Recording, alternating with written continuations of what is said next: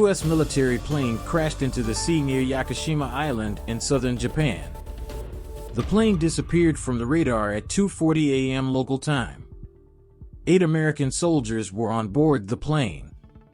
Nothing was said about the condition of the people on the plane, while the details of how the accident happened could not be known. The U.S. indicted an Indian citizen in the conspiracy to kill a Sikh leader belonging to the Khalistan movement.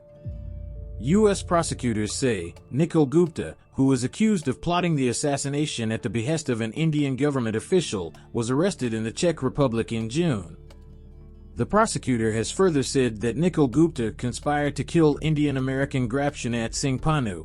The conspiracy was thwarted by American law enforcement agencies. The application of international law must be fair everywhere. The application of international law must be without double standards. The Palestinian people have gone through 7 devastating weeks, and Qatar is making efforts for a lasting ceasefire in Gaza. Israel should also abide by international laws. The speech of the Prime Minister of Qatar, Sheikh Mohammed bin Abdulrahman Al Thani, in New York. The number of deaths due to dengue in Bangladesh has reached 1606 this year. The Directorate General of Health Services said that more than 39,000 people have been affected by the dengue virus so far this year. However, 38,000 cases of dengue have been recorded in November this year alone.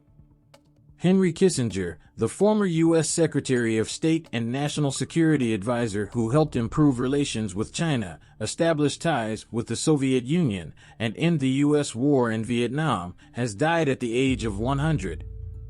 On the 7th day of the temporary ceasefire between Hamas and Israel brokered by Qatar and Egypt, Hamas released a 21-year-old girl with dual French citizenship and a 40-year-old woman, followed by 6 more Israelis, including 2 children and 4 women. Israel also released 30 Palestinian prisoners after the release of Israeli hostages by Hamas. 23 children and 7 women are among the Palestinians released from Israeli prison.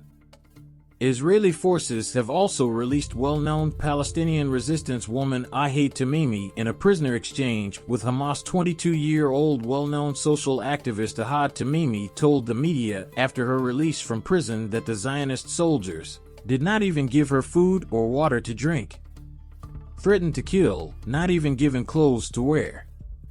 Diplomatic efforts failed. The temporary ceasefire between Hamas and Israel in Gaza ended after 7 days. Northern Gaza once again resounded with explosions, and the Israeli army sounded the siren and announced the start of the war again. According to eyewitnesses, Israel bombarded near Nuseirat and Boraj refugee camps in northern and central Gaza, resulting in 184 Palestinians killed, including 3 journalists, and more than 600 injured. Clashes between Palestinian fighters and Israeli soldiers started again in different areas of Gaza. Labour Party leader Anna Sarwar's ceasefire resolution in support of Gaza was passed in the Scottish Parliament. 90 legislators were in favor of the resolution while 28 were against it. Israel has the right to self-defense under international law, but there is no justification for stopping the supply of essential goods to the people of Gaza. Israel is openly violating international law in Gaza. Labour Party leader Anna Sarwar's interview with the British broadcasting organisation BBC. Pakistan has faced the dangerous consequences of climate change. Due to floods, Pakistan had to bear severe losses. In the Paris Agreement, the world considered a major issue. Climate change is a dangerous problem for future generations. We have to take urgent measures for a sustainable future. We have to take measures to protect the natural environment, and we have to work to deal with the threats of climate change. Address of King Charles Swaim of Great Britain at the COP28 conference to address the damages caused by climate change in the United Arab Emirates. A 5.6 magnitude earthquake was recorded in Bangladesh. According to the U.S. Geological Survey, the earthquake depth was 55 kilometers. No loss of life or property has been reported due to the earthquake. Russian President Vladimir Putin has signed a decree to increase the number of troops by 15% following the threats linked to Ukraine. According to foreign media, the number of Russian servicemen will increase by 170,000 people.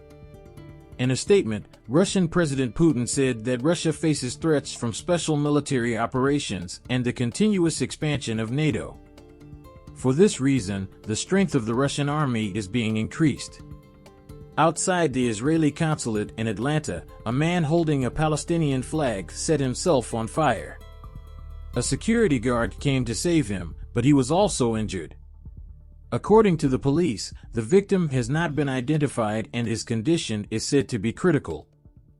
AIDS began to spread rapidly in Europe.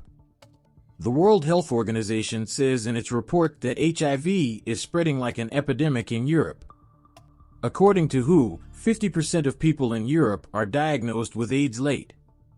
In some countries, HIV has been completely stopped from spreading.